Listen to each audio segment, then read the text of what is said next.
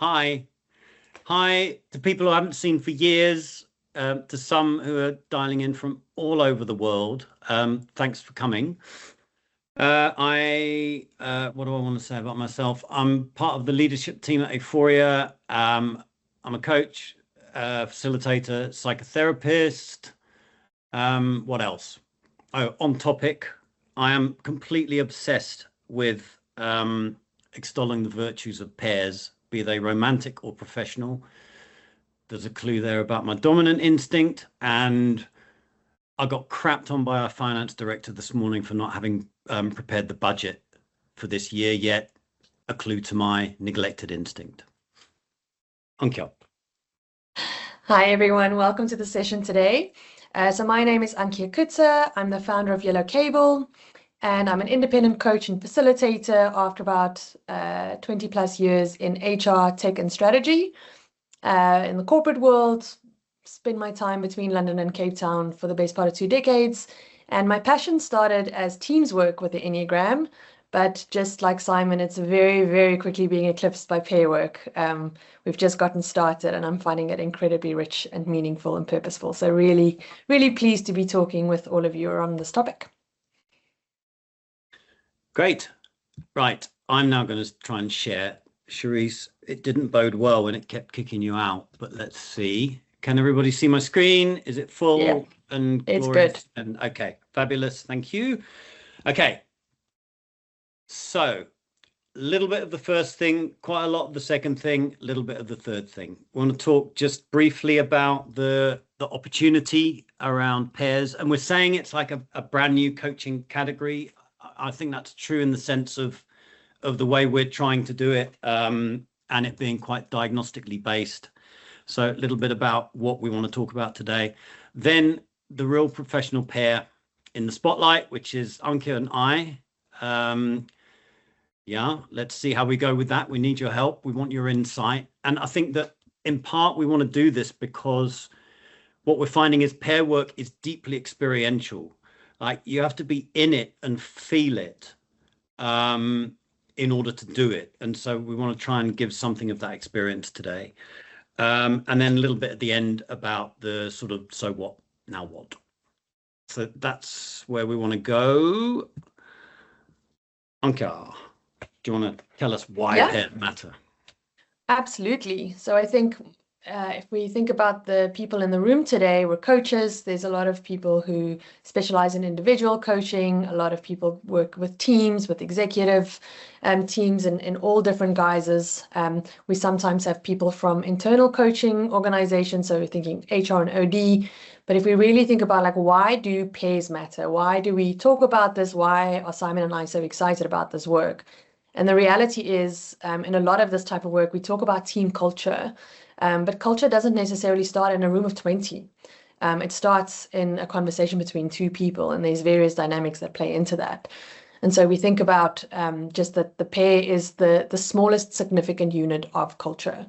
And what we're experiencing across the board through the research and through speaking to coaches and the training that we're conducting and the feedback we're getting is it's the most underworked if we think about how coaches approach the work.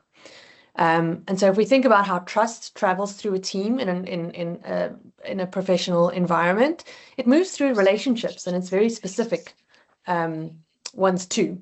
And when critical paired work is stuck, the rest of the team, the impacts are felt there, and I can definitely attest to that in my own corporate career over the decades. So we find that when that happens, it starts impacting the team. Decision making gets slower. Collaboration can become performative. People start kind of rooting around the friction, and that starts creating some challenges and just stalls in terms of performance. And so what's particularly interesting from a coaching perspective here is that most of the time it's not a competence problem, which is why people like us will be called in. It's not necessarily even a personality problem. We so often hear clients and sponsors come to us and say, oh, it's a personality clash. But it often is, it's a relationship problem. And so it lives somewhere different, and it lives between two people, not necessarily within the team, and it's not inside the individuals necessarily. So yeah, we see that this is where it kind of originates. And I think to add, so if I think back over the last like 20 years or so, when we've been called in to work with a pair, it's been like a problem pair. So it's often been remedial. These two are fighting. It's a mediation problem. There's been these accusations of this and that, and it was few and far between when we'd be called in to work with a pair. But then we started to think about it within the business and say, actually, when I think about the individual work I'm doing and the teamwork that I've been doing, so much of what we were seeing actually emanates from the pair. So it comes in slightly in disguise.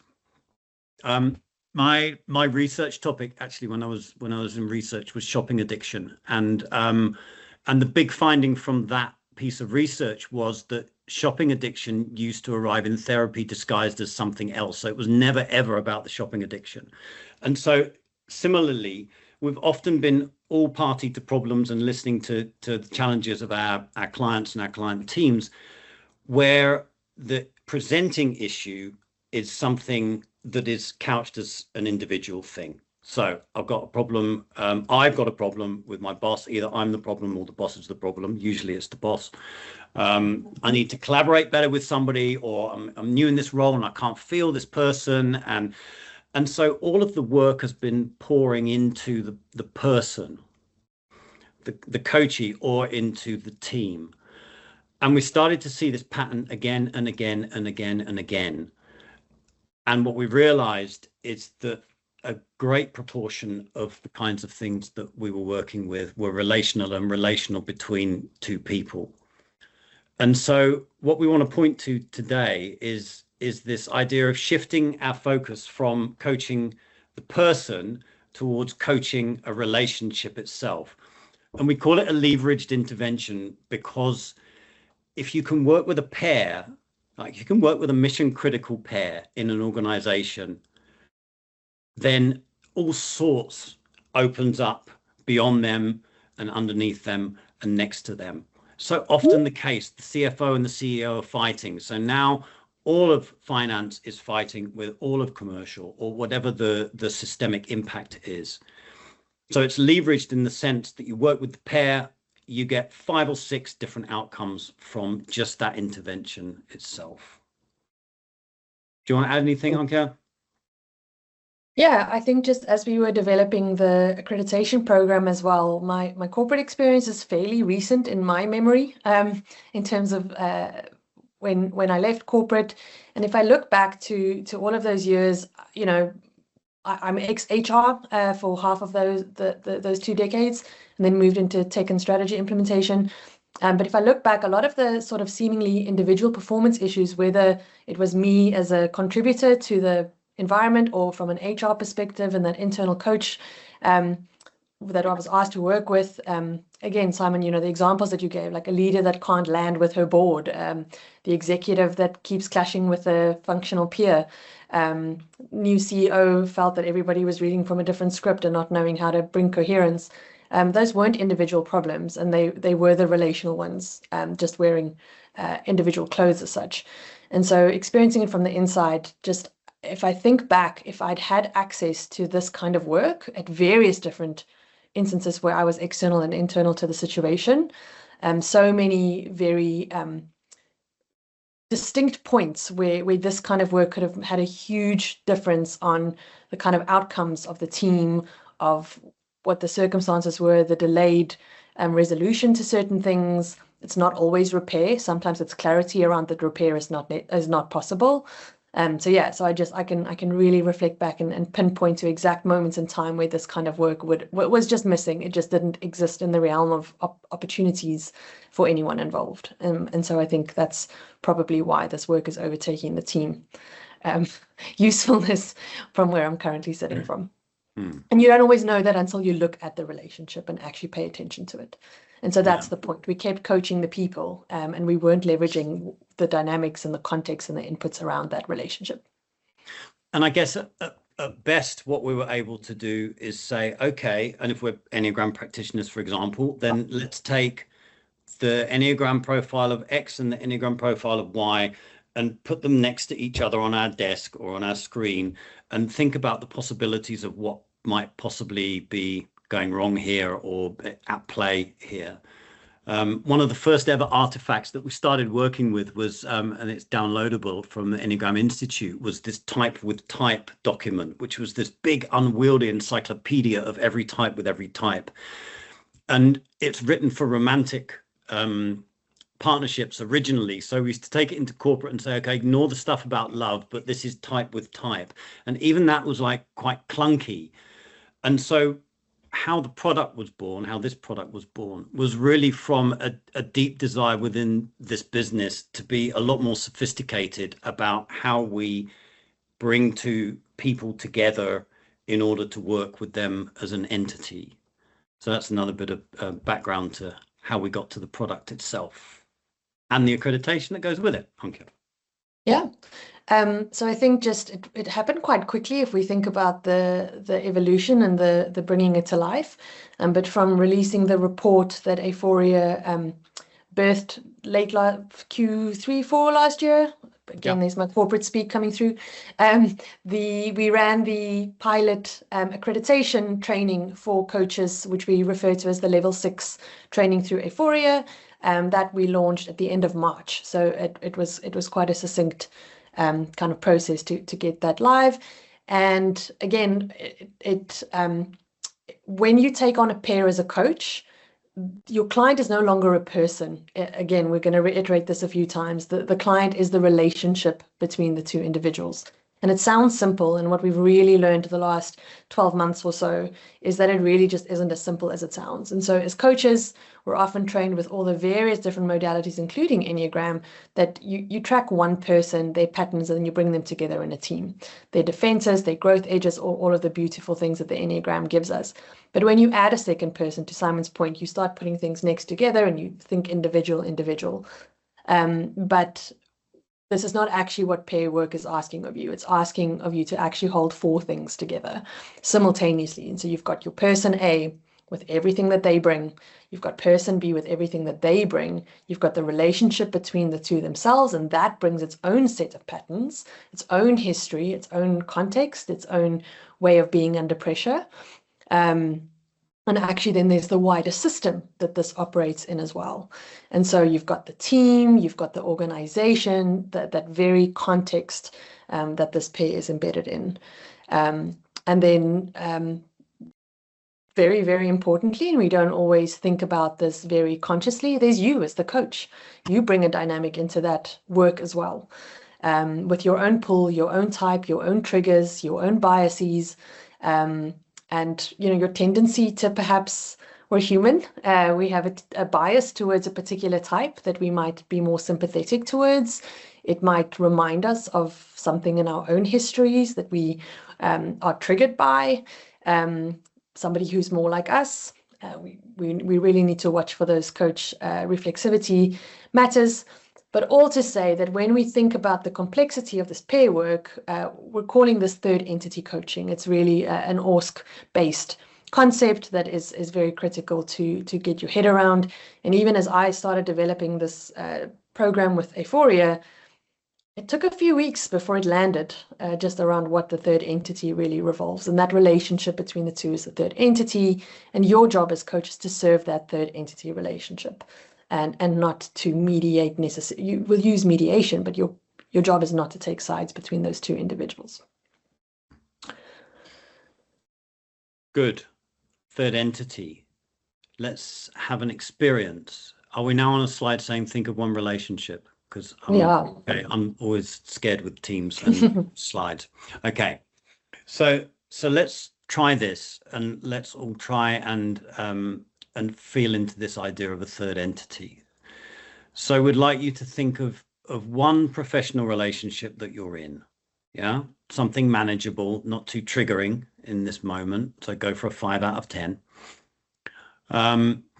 Just for a moment, if you can pause on the you part of that, pause on the other part of that, and think about and feel into what happens between you. So when you're with this person, when you're working with this person, what happens between you? Just reflect for a moment. When this relationship is under pressure, what happens to the space between you? And you might go for contract, withdraw, things might free up, it gets feisty. Just reflect for a moment. The relationship that you're bringing to mind now, when it's under pressure, what happens to the space between you? You don't have to do anything with this yet. Don't need to log it. Just reflect it.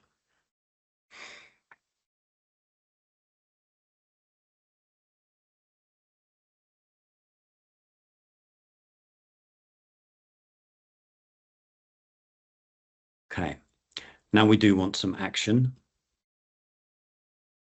If this relationship had a voice, it might say, like that in the chat. And let's see what we get. For those of you who are quite visual and like visualization, imagine the other person in a room, imagine an empty chair. What would the chair be saying about those two?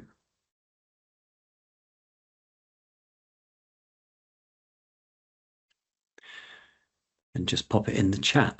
If this relationship had a voice, it might say,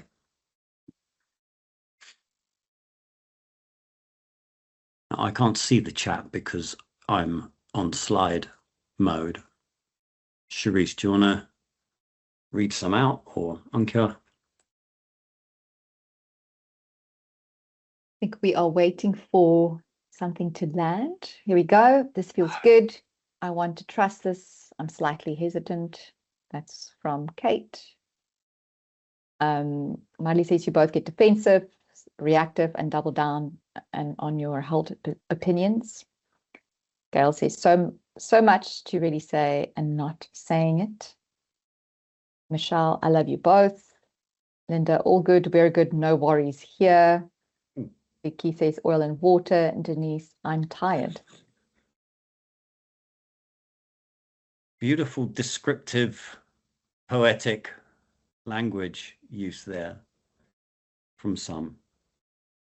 Yeah.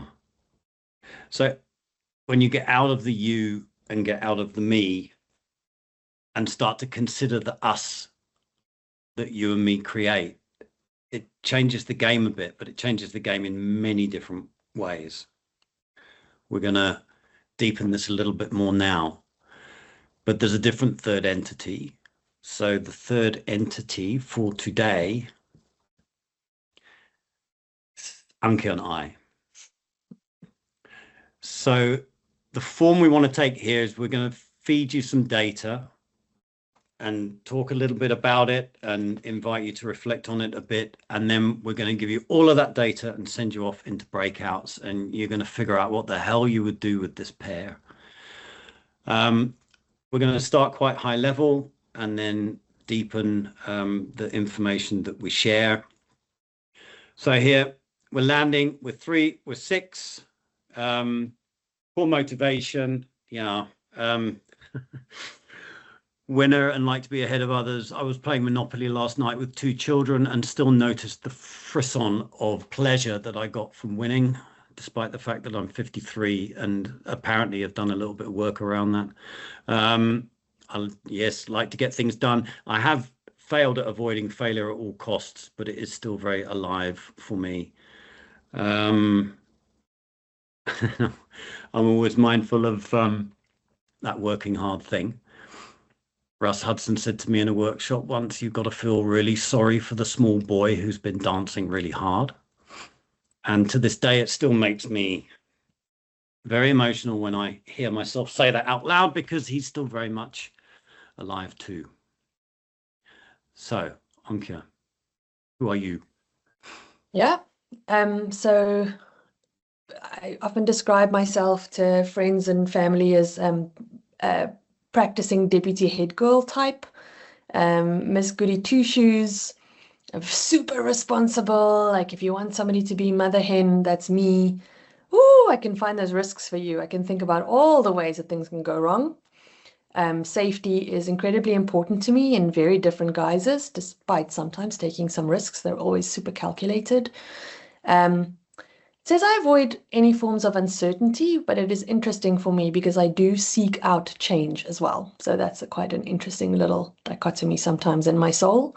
But sometimes it's really tough being the only person who thinks about all the pitfalls and also creating pitfalls where there were none. So that's always an interesting little Enneagram 6 that peeps through that since I've gotten to grips with my trifix and my main type, it's the shadow work that I will continue to wrestle with for the rest of my life. But at least now I have the language around it. So even then I am looking at the risks when I am looking at the risks. So, but yeah, so just, I think as we say on the screen, Simon and I have known each other for over 2 years now, and we work together in informal structure. So again, if we think about the context and power rank type of topics, very interesting mix there.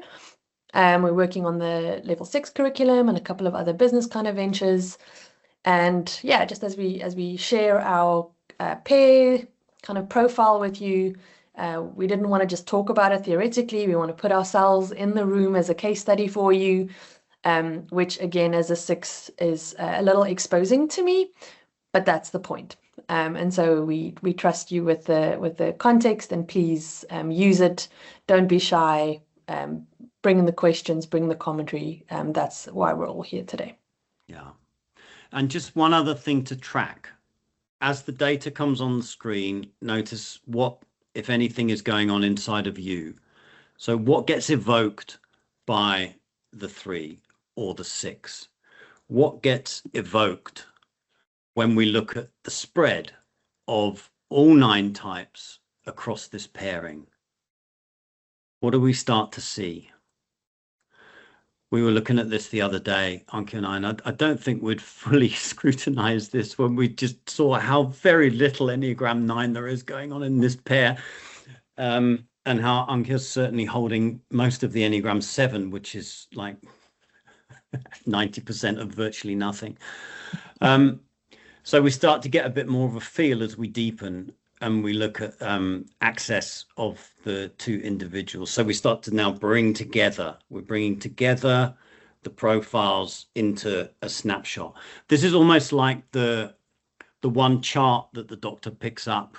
I mean, there's much more, obviously, when you want to get a snapshot of a patient. You can look here and see what is going on, and you'll start to generate 1 or 2 hypotheses. And again, more will be evoked in you. Like that 9 thing, for people here who value peace, harmony, consultative, conciliatory, what do you think about going in and coaching this pair? What's that experience likely to be like for you? How much feistiness and reactivity sits here when we look at those 8s and those 6s happening there? So we deepen the picture. Let's give you a bit more. So yeah, so I think just, if we take those core motivations and our main types and we look at what I see, this visualization of the spread, I see that as the 3rd entity graph, is what that visual kind of represents. But as you look at this and you start thinking about what does this mean for you, what are you picking up, where's your mind going to, where's your intuition taking you, I really want you to maybe try something that potentially feels a little counterintuitive. So again, don't look at, I'm reading left to right and I'm looking at Simon and I'm looking at Ankia. Look at what you can, again, because what Simon was asking is what do you think is between us? So the data is one thing, we've got the analytics, obviously we're sharing some extracts from the actual Aephoria report. So the data is one thing, but again, what is your gut? What is your gut telling you? Like, what is the sense that you get of this relationship before you start doing the analysis on it? And so when you look at this us as a pair, not just as 2 individuals, like what is the first thing that lands for you? Where do you think this relationship and this partnership has energy? Where do you think we maybe go quiet? And really, if this 3rd entity was in the room, like what kind of presence do you sense this would have? I'm sure there are some descriptors and some images and thoughts that come to mind. Can we hear from some people? Let's have some voices. What do you think? What's the data saying? What's your gut saying? You can just come off mute if you have some thoughts. Save space to talk.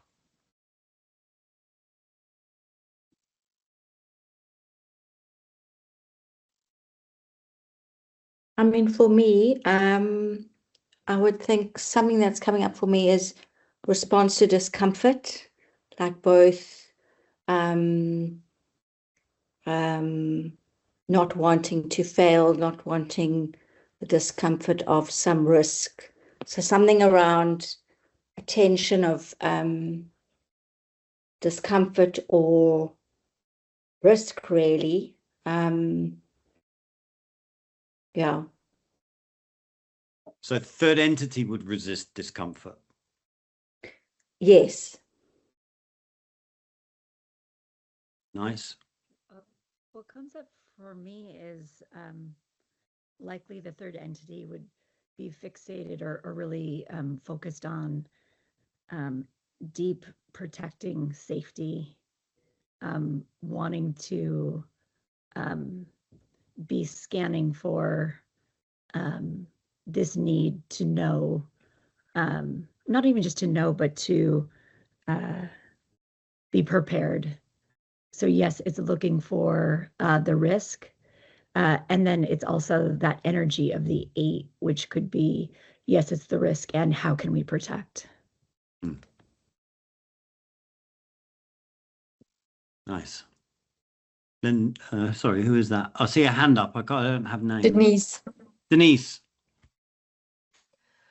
My initial thought was almost exactly the same as what Vicky just said. I was really focusing in on this relationship with risk, and what jumps out at me initially is these are two people who are really connected to the relationship to risk, always really aware of it, and it's probably leading in how they're making sense of the world in a lot of ways, but there's this internal, I think, polarity that's existing for both of them. As I look at that really strong 8, there's this, of course I don't want to fail, but really want to succeed. Screw it. Let's do it. We'll deal with it as it comes. Like that's what I would sort of guess is that there's this real strong, clear relationship with how you're relating to risk all the time. And the implications of that for the relationship? Well, obviously, as a 3 and 6, you're doing that very different. So I would guess that there's going to be a tussle between how you're relating to that 8 drive and the sort of let's do it anyway. That how you get there is probably different. I like that. I like that because yes, same kind of behavior, but the route to get there comes from different motivations. Love it. Any other quick thoughts? Just a question. Do we know the instincts? We're going there next. Okay. No, Because love your thinking. Oh, sorry. Well, as I'm looking at it, I'm thinking, oh, I don't know, the 8 and the 6 and the 3 could actually work very well together. I think there are a lot of strengths there if there's, if everyone's okay with who's taking the lead sometimes, because teamwork will maybe defer to the leader and still there's a balance there. But then the sense of safety and security, I think about if their instincts are different, that might change everything for me there. Okay. I've got to be opportunistic and use that as a segue to the next slide then. Thank you. That was perfect. It's like you're a plant. Okay. So let's go trifix and let's go instinct. Okay. What are we seeing here? You can keep talking if you like, because you actually did ask there, Michelle, about the instincts. So now that you know, what else does that tell you? So I'm just reading, obviously, Yeah, but there's a I lot of don't- text. Yeah. I'm soaking it in, but let's just say dominant instincts with one-to-one and social, that's different. So social is going to be very, again, the teamwork makes sense, and that's going to probably be expanded there for this person potentially. And then the one-to-one, it's really going to want some connection. The connection's going to be, I think, needed there. The self-preservation could push Simon, sorry, into a state of risk for self in a way that then may overshadow the other teamwork that could be done or the projects that could be done. So at the risk of not taking care of yourself potentially. And then again, self-preservation seemingly. So there might be some high conflict at times with these two. That's just one idea. Yeah, it's certainly intense, huh? Intense, protective, suspicious of authority.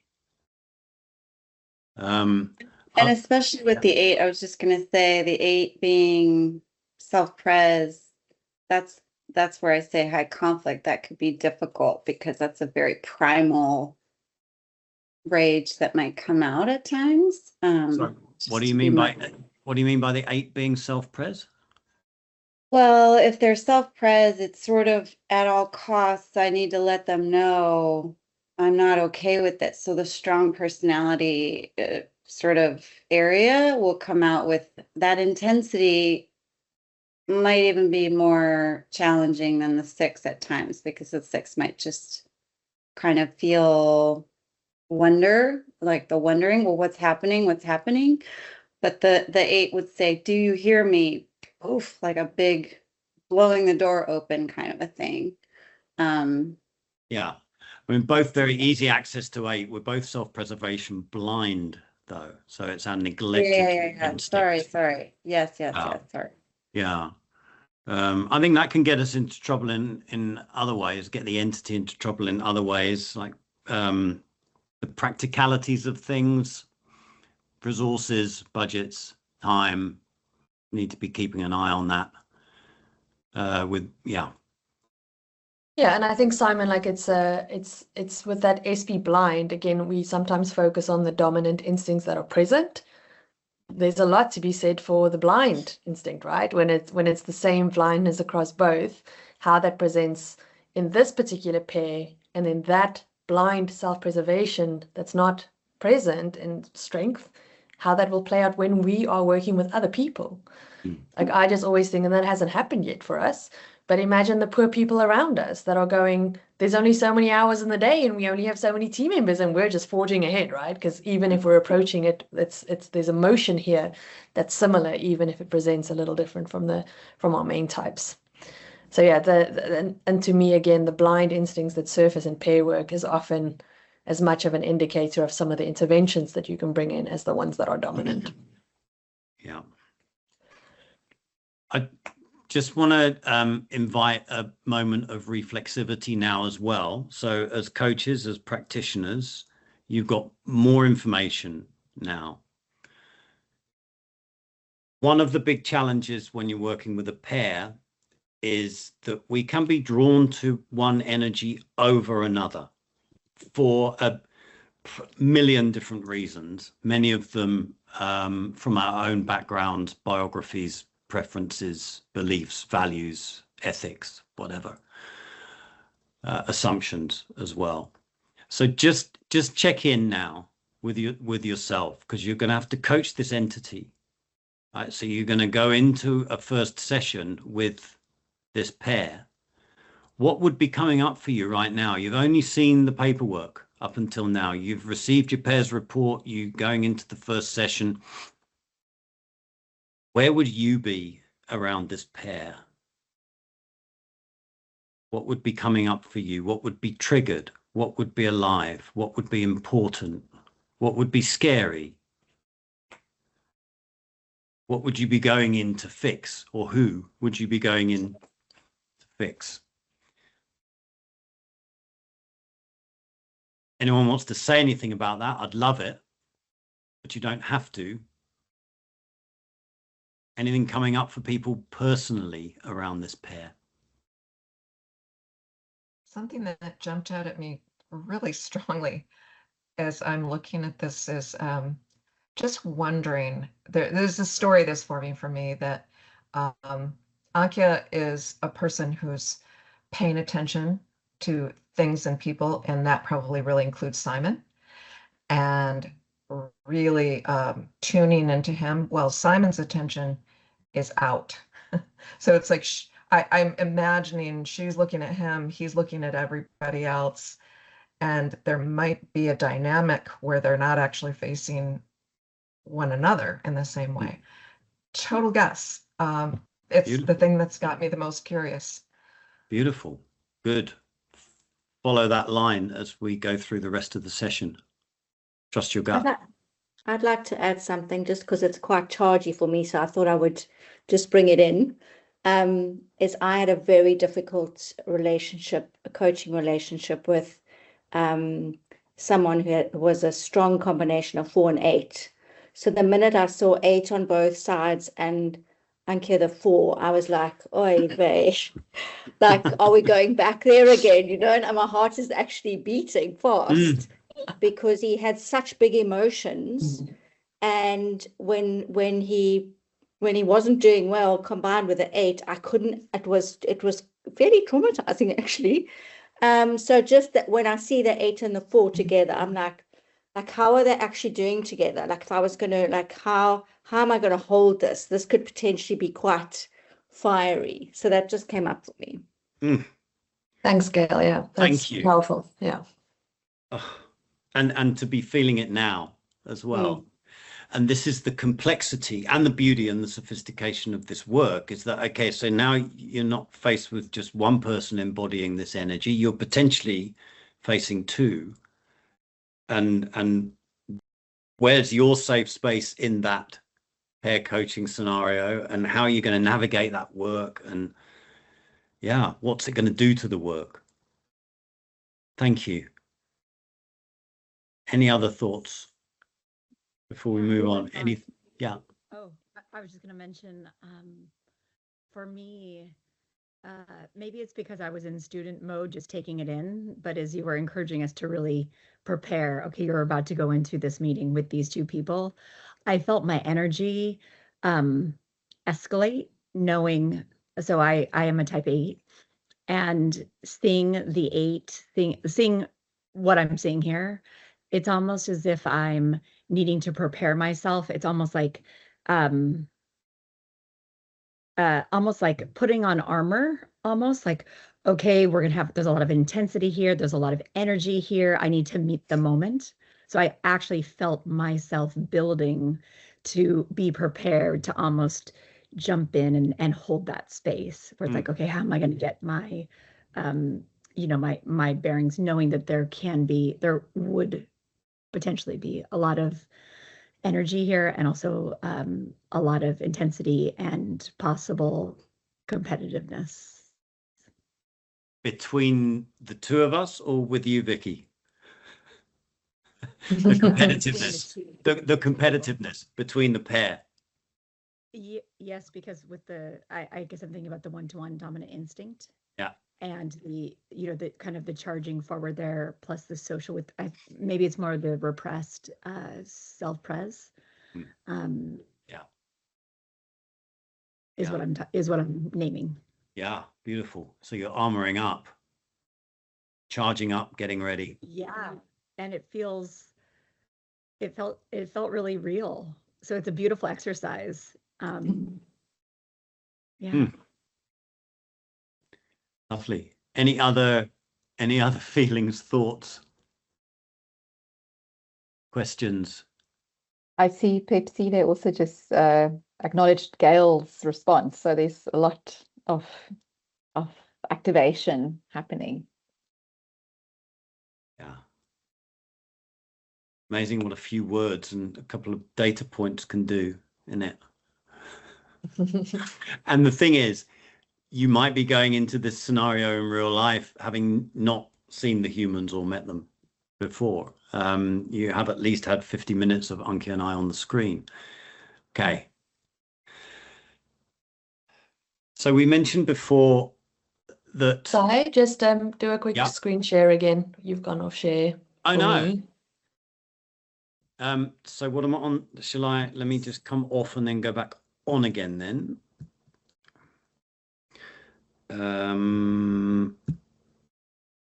Are we back on? Yeah, we are back on. Thanks. And has that moved slide now? To core synergies, we're on slide 10. Yay. Okay, great.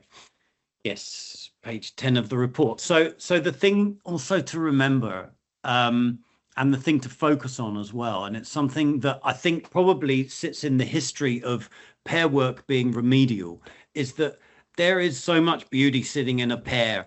It is not all about the screw ups and the sharp edges and the problems and the fixations. And, you know, when we think about this third entity, there are a number of different ways in which strength, beauty, performance, courage, integrity all play out. And I think that's one of the tricks as well of pair coaching, which is to hold the light with the shadow. It's not only about going in and going, okay, let's get into the shadow. What do we do about this? These things that need fixing. There's some great stuff happening here. There's speed and there's pressure testing. And I think, you know, Ankia, when we've been putting this session together. So Ankia had a first pass at this session about 9 weeks ago. I mean, I'm so incredibly grateful for that. I wasn't there yet. Ankia had already worked out that in the 2 weeks leading up to this, she was going to be out of the system, actually gallivanting around the Kruger and things like that. And so there's a lot of advanced prep that needed to happen first before. So it was this amazing way of starting the session about 2 months ago, actually, in terms of prep. I wasn't there, but Ankia was. So we've arrived here today after about 9 weeks of prep, actually, all told. Fabulous. Ankia, what do you make of this? What's your experience of this part of the pair? Yeah, no, I loved when sorry, I didn't get the name, but asking about the instincts, right? I think we can also think about, ooh, I'm triggered by an 8, or I'm an 8 and armoring up. But again, there is that context, right, which we don't always have as coaches. So things like commitment to integrity and reputation. So that is something that was made the 9 weeks and the 2 months of prep so easy, because there's this trust that we want to do this well. You all deserve quality. And so we might come at it from a different perspective, but it's going to be there. And so that's almost the easy part, even though there's a lot of 6 and 8 overlap there. And things like, you know, adaptive creativity. So even though we're focused on the third entity and the overlaps, we still bring our individual gifts to this relationship that we can harness. And again, so I think even though sometimes the work starts in a reactive moment, I think there's a wealth of information that you can bring to very quickly and powerfully help the partnership and the sponsor inevitably to take a more positive approach that's really high in impact and not just lip service. And so I think there's some really good extracts from the core synergies that makes it a little bit easier for you to maybe navigate some of the other challenges. Yeah.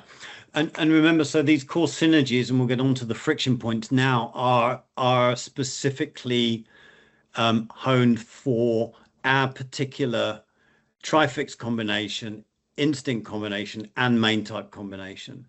So there are 266,000 versions of this report, and the one that we're looking at today is one of them. So we can get really specific around what's going on within the pair, according to any of those variables that we're using.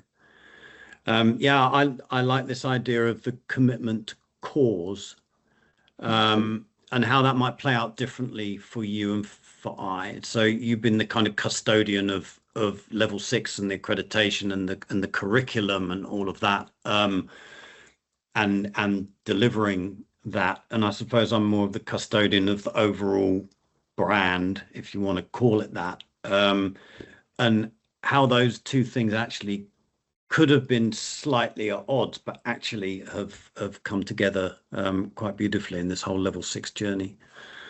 So I'm quite mindful of that. One more informational slide, and then I promise we're going to release you with all of this data and you can play with it a bit more.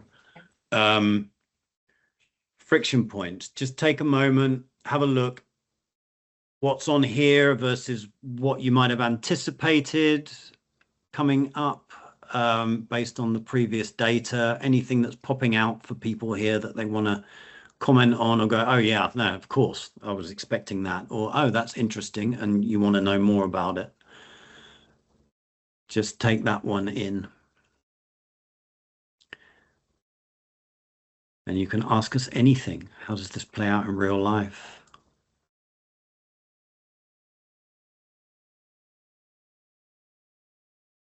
What's popping for people? I just wanted to say, so sorry I have to go to my level 3 training here in the hour, but no, I'm so sad. No, I'm terrible. so sad. I'm so sad to leave this. And I wanted to say hi to Charisse and Christo because, you know, they were my introduction. The one thing I'm thinking about is maturity. So that's another part of this that I'm wondering about, and I'm sure you'll get to that and I'll miss it, sadly. But I just wanted to say thank you all and enjoy. Bye for now. Say hi to Lucille. Bye. I will. Okay. Anything popping here on this?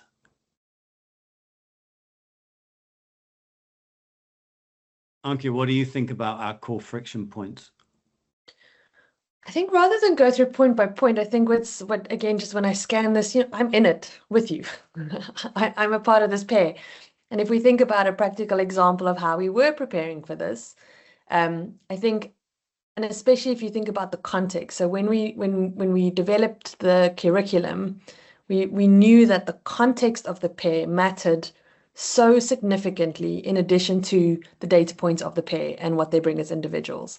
And so again, the context of Simon and I and the nature of the relationship. I'm not an Aephoria employee. He's the CEO. I'm independent. I'm younger. I'm a woman. We bring all of these things in. And then we sit there and we're also deep Enneagram practitioners. And so I know that my 4 can get emotional. And so do I counter that? Do I prepare for that? Do I think about the conversation before we have a prep session? So all of those things really come into play. And still, we had a little moment where it was heated in the prep.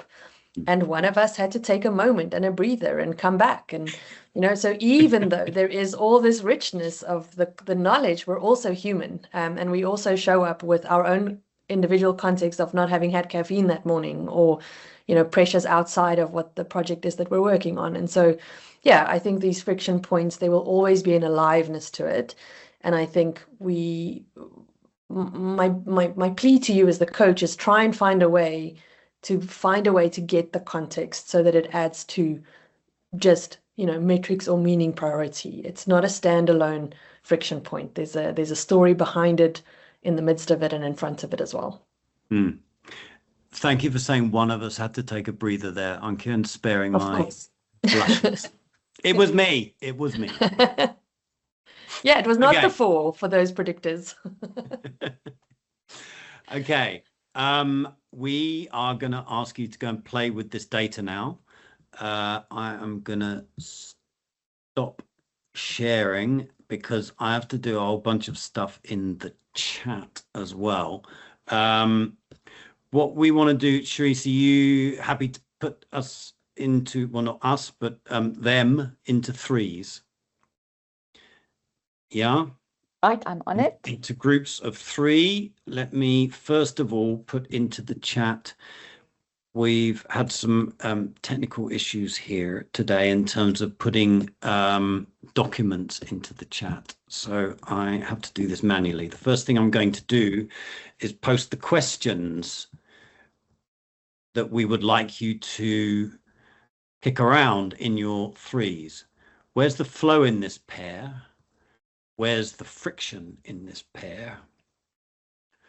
A coaching risk for you personally in this pair. What would you do first to serve the relationship? What would be too soon or too risky to touch? So the brief is that you have one 90-minute pair coaching session with this entity. All we're asking you to do is think about what your wise first coaching move would be. You're not solving the whole relationship here. Okay. Just your first 90 minutes. Where would you land with this pair? Okay, now let me just figure out these screenshots because we've got to get those in because we want to give you the original data as well. Okay, there's friction point gone in to... There's the bar graph. Are they coming through okay? They are. Good. Some of them are big text, some of them are little text. Can we just ask, can you guys see it in the chats as well, the screenshots? Okay, good. We've got some nodding heads. Great. So we've given you the original data there. Our theme song of Under Pressure got us too, guys. Teams don't allow you to add an attachment, which is why we're doing it this way. At 3 minutes to 4, we find that out. Okay, so one coaching session, 90 minutes. Where's the flow? Where's the friction? What's the risk for you as the coach? So this is about the reflexivity piece again. What coaching risk for you in coaching this pair? What would you do first to serve the relationship? What would be too risky or too soon to touch? Into threes, the time is just about on the hour. Ankia, 15, 12, Yeah. 15 minutes, somewhere there. Let's say 15 minutes. Yeah. Rooms are opening. Go. Have fun. Come back, everybody. Okay, everyone back? Yeah. Okay, what came up? What happened? What did you talk about? What's your first big move here with this pair? And what would you not touch? I'm happy to share something that came up in my breakout, the breakout with Christo. We had a nice time trying to dissect this one. Both he and actually, I'll speak for myself, and Christo, you can jump in. I happen to be a similar to Simon, one-to-one dominant and blind SP or repressed SP altogether. And so the topic that he and I were talking about was because as the coach, being aware of our bias and what's happening here, I have the biggest struggle with my SP blindness. It's a thing for me, and it's something that I dislike the most. And so because we were noticing it in the pair, because of my orientation, I would want to go into that. It's almost like a bias of like, oh, wow, this pair is gonna struggle because of that. It's an assumption, it's a bias. And so part of me wants to go to the light and to jump into that with them. Yet Christo and I were talking because there could be some bias in there. And it could be really hot. Would we want to engage in that, or would we want to pull back and really maybe avoid that? Maybe that is too risky. So I don't know if we didn't really land anywhere. It was more of the chewing on the notion of do we or do we not? And I think that's all you can do. I mean, I think that's great insight. You know, would you all just rev each other up enormously? And even to have that alive as you're going in is incredibly useful. And then you just watch it like a hawk. Love it. Thank you. Thanks, Vicky. What else was coming up for people? Where would you go first with this pair?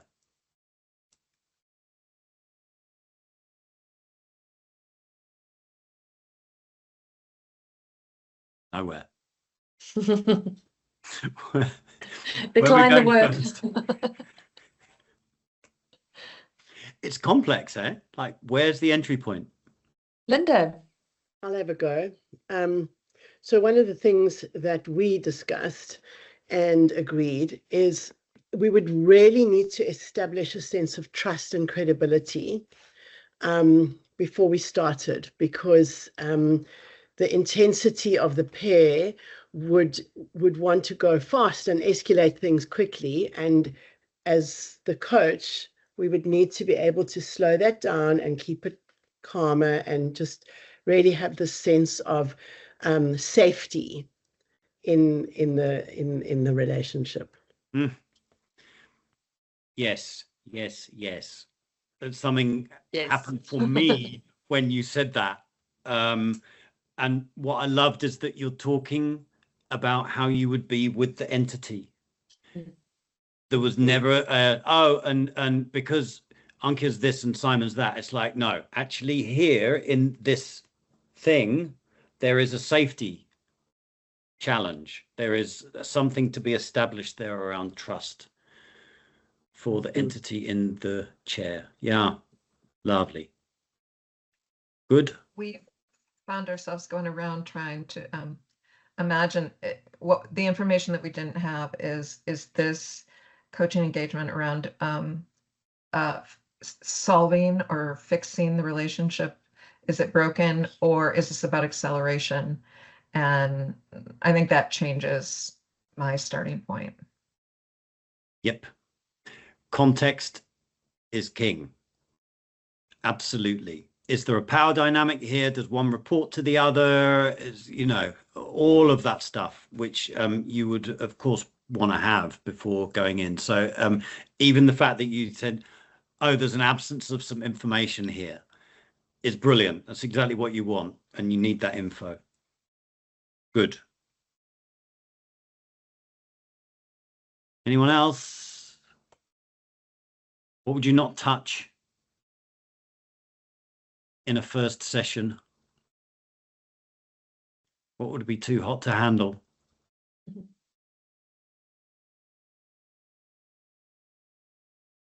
We talked about maturity levels and how that's going to impact everything. And just not being the first place to start. Yes, and absolutely. So at this point in any pairs report, we are not including maturity declared openly into the report. You can understand why. Both individuals will have done an individual Aephoria assessment in order to get to this place. There's no additional assessment required. We just take the two profiles and put them together. So if you have had these two do a maturity assessment, then you will know that data, which is gold in itself, I think. But it's tricky to declare it into the pair, and the report certainly doesn't go there yet. But you're right.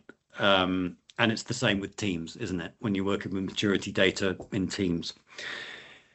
Very good point. Anything else? We also said that we won't go to the shadow side of things as a starting point. Yep. Yeah. So we'll park that for later sessions. It's just focusing on building trust and then highlighting the positives that we can amplify in building the relationship going forward. Yeah, I love that for a few reasons, not least because when you look at the profile of the two individuals, you'll probably be able to deduce that there's quite a lot of dark side going on already, with all that 8 and all that 6 and the 4 thrown in for good measure. And the 0-9. And the 0-9 and the very, very negligible 7.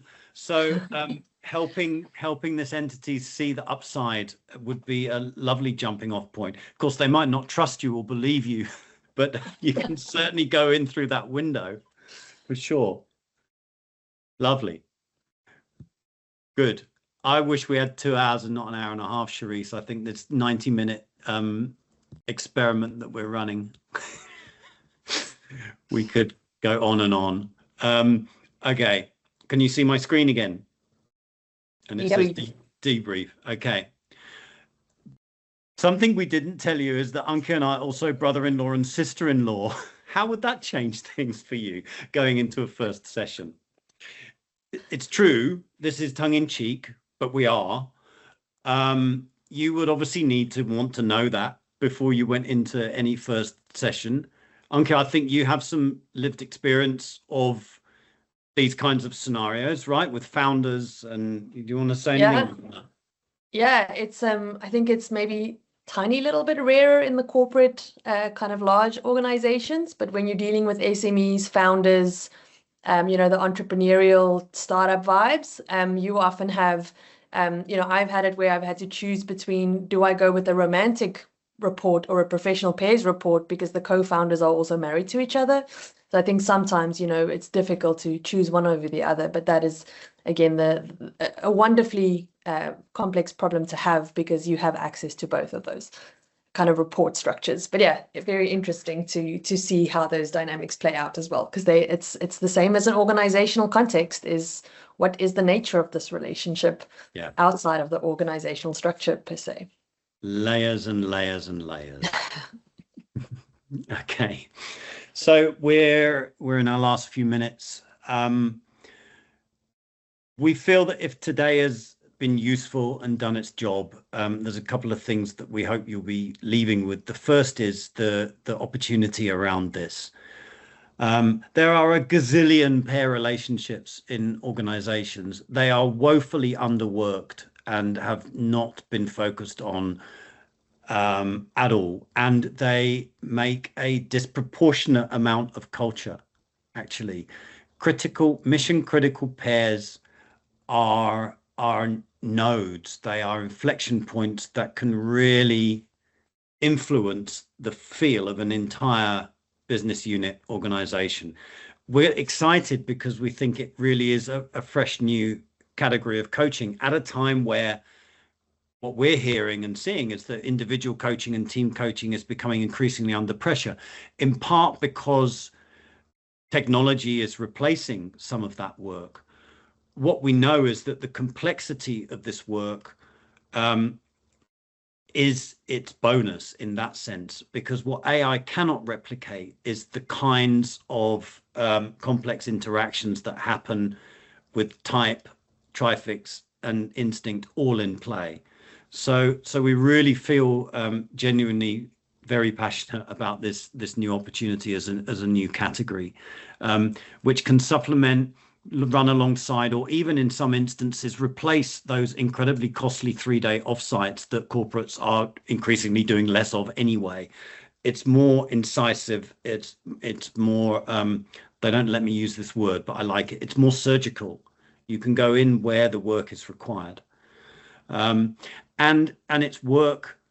Hopefully you've had an experience today of, wow, this is actually pretty complex. So it's high impact, it's complex. And so improvising and tap dancing around this is probably carrying a bit of a health warning. So we need the frameworks, we need the diagnostics, we need the academic rigor of what little academia exists around pair work in organizations, but it's in there, and we have to harness all of that when we're doing this work. Ankia, just a couple of things about that. Yeah, so just a quick note on the pilot that we ran in March. So 14 of, I was felt very honored that 14 very experienced Aephoria and other coaches attended the accreditation pilot and gave us feedback. So it was a very immersive experience, and the overriding feedback from the course, and Christo, you can attest you were part of that, is that it really is, this work is more complex than individual. You are not coaching two individual people. And so it's not just more complex, but it's much more sophisticated. And I think Simon just alluded to that. And I was really surprised by how unsettled our 14 experienced coaches were during and after the training. A little bit stretched, a little bit unsettled during the sessions as well. But again, this is a reason why we shouldn't fear or shy away from it. Like Simon says, this is a new category in terms of credibility. It adds to the suite of services that you can offer your clients. And there's a very, very, very clear commercial opportunity. But we would hope that you can recognize that it needs that structure, that architecture, and the ethical holding of the concepts. And then, yeah, just where to from here, Simon? Yeah, I mean, one thing that you one thing to mention. We went live with a minimum viable product last year. We've had some feedback on that. Some of it's great, some of it says it's a bit long, some of it says it's a bit involved. Version 2 is now sitting with the designer, and we will be launching that in June. So there is a shortened, more succinct, more beautiful version 2 coming in mid-June. But for now, for those of you who are sitting on swathes of individual assessments in your coach portals, imagine that you can start creating pairs reports with those. You don't need any other assessment, and maybe start thinking about where this might be useful, both in terms of assessment and report, but also then intervention, like a proper coaching intervention. Pair coaching labs where you have a combination of individual and pair sessions with a particular pair. Start using that V2 in mid-June, and then there is, of course, the usual Aephoria deep accreditation that sits behind this product. Yeah, so I'm kicking off the first full level 6 accreditation program, kicking off next week. We still have a couple of seats available. And then the next iteration will be in September, and there will also be dates end of October into early June, making sure we avoid Thanksgiving and Veterans Day for the US. But if you can get on next week's, tell us you want to get on next week's, and you shall be there. We'd love to have you. Okay. Wonderful. Thanks, Simon and Ankia. I just saw a question from Linda, and I thought maybe, Simon, you can just speak to that. How would this work with mother and daughter, parent and teen, those type of relationships? And I just wanted to see what the answers on that. So we've got you can absolutely try it with professional pairs, but we also have a romantic couples report that we're going to give the same treatment to in terms of shortening and tightening, and then from that there are likely to be other sub-brand spin-offs around family and friends. I would say give it a go, see what it comes up with. There will be gold in there, there will be data in there. It may, some of it be workplace, a little bit workplace speaky, could be very useful. Good question. Any other questions before we say goodbye? I just wanted to check. Okay, well, I just want to say thank you, Ankia, and thank you, Simon, for putting yourselves out there for us to dissect a little bit and play with real people and get a feel for what is possible. And we've just kind of tasted what is possible. And I know being on the training in Ankia, it's so exciting to be on training with you. It really goes deep. You walk away with a lot of things to think about, and it really prepares you for the possibilities in working with pairs. So sign up if you are thinking about it. If you've got questions, email us or set up a call. Happy to chat. And thank you so much for your time and for the engagement here. It's been wonderful to be part of the community again and engage with each other. Same. Thank you. I don't come to these sessions often enough, and it's been lovely seeing so many familiar faces and some new ones too. So thank you. Thank you. Thank you so much. Bye, Thank you, everybody. Bye. Bye, everybody. Great to see you again, Simon. Yeah, you too.